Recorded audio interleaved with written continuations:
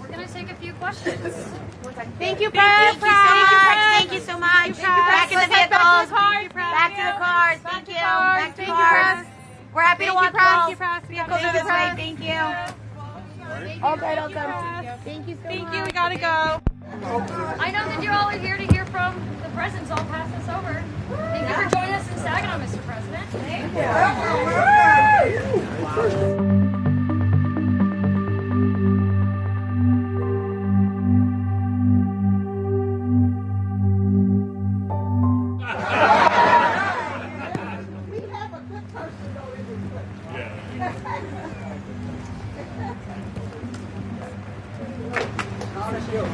I came to say thank you for that. I really want to make sure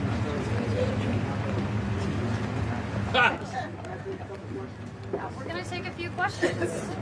Thank you, Press. Thank you so much. Back in the vehicles. Back to the cars. Thank you. Back to the cars. We're happy to walk home.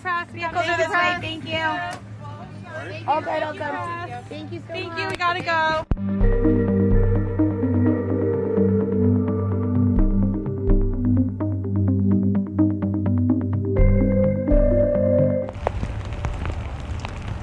Mr. President, do you agree with Chuck Schumer that Netanyahu should go?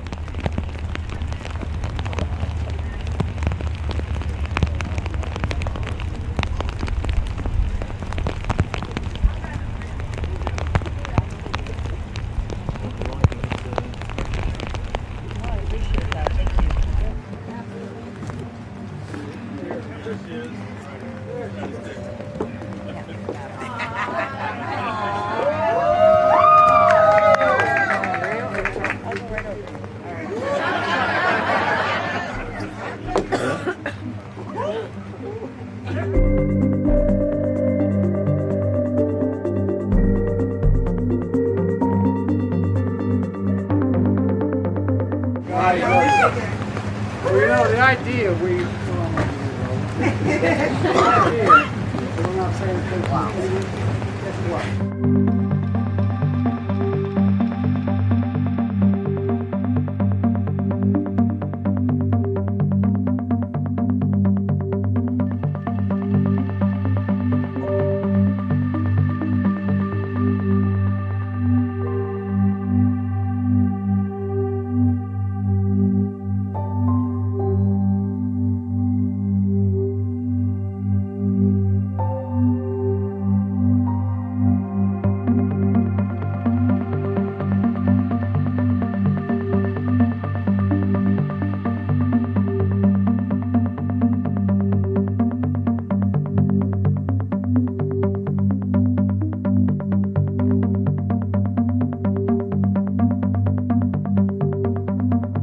But now it's hard to fathom that Joe Biden is the best possible presidential candidate the powerful Democratic Party can proffer the American public.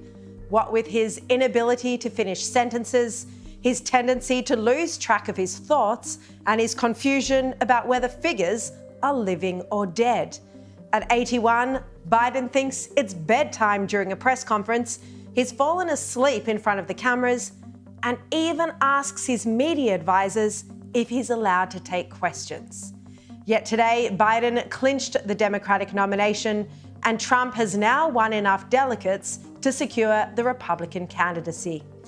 With several gaffes every single day, there's a depressingly long list of cringeworthy moments from America's oldest president.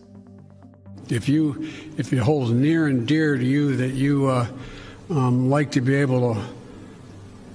Anyway, America is a nation that can be defined in a single word. I was going to put him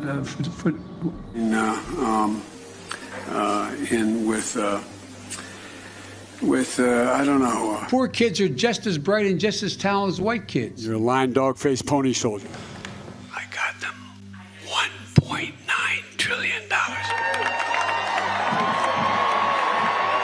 Of the destruction of this magnificent planet. This conference is one of the most important meetings. Who hasn't fallen asleep while the cameras are running? Well, the president who would have us believe he's courageous enough to take on Putin and Xi is too frightened to know what the results of his own cognitive test would be. This is hardly the pinnacle of powerful leadership.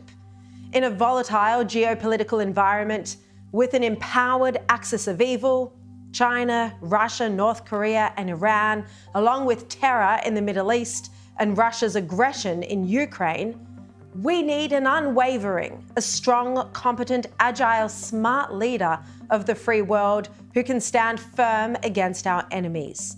While Biden expressed the right sentiment in his State of the Union address, he's far from intimidating to the likes of Putin and Xi.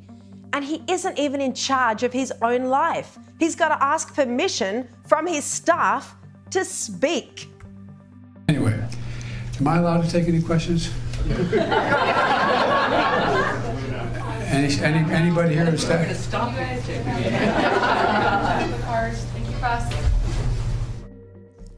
It gives you an insight into who is running the show, and it's faceless minders who don't publicly stand for office. A poll by the New York Times and Siena College found that 61% of voters who backed Biden 4 years ago now say he's too old to be an effective president. And that figure increased to 73% when it included all registered voters surveyed, not just the Democrats. Well, Wall Street Journal columnist William McGurn, who served as President George Bush's chief speechwriter, says that the American public have already reached their own conclusion about Biden based on everything they've seen the past few years. And that is that the 81-year-old, who often seems lost on the podium, who falls off his bicycle, or says he's just spoken to some long-dead French president or German chancellor. McGurn writes that some Democrats may have fantasized about getting Biden to step down so that a younger candidate with less baggage could lead the ticket. But he writes, getting him to step aside would be like persuading your difficult grandpa it's time for him to surrender the car keys. When Biden came to the presidency, it was an election based on a rejection of Trump for his handling of the COVID pandemic and the millions of lives lost. Biden's victory was as much down to Trump's failure. And as you'll recall, he ran the basement strategy, where he deliberately kept a low profile and avoided the rigor of the campaign trail, along with serious scrutiny from tough journalists. And the press, in any case, was very friendly. The Hunter Biden laptop story swept under the carpet and dubbed a conspiracy with the help of complicit tech giants and the gutless left-wing media. But now Biden's incompetence is common knowledge, and his credibility and authority are diminished, if not entirely destroyed. Given the public perception of his presidential capability, as reflected in the polls, along with his inability to beat Trump, the Democratic Party will need to do more than make light of Biden's age in flash new ads. They'll need to find a polished presidential candidate waiting in the wings who has the ability to lead not just the American people, but provide the global leadership we all need right now at this time of growing malevolence, volatility, foreign interference, and terrorism.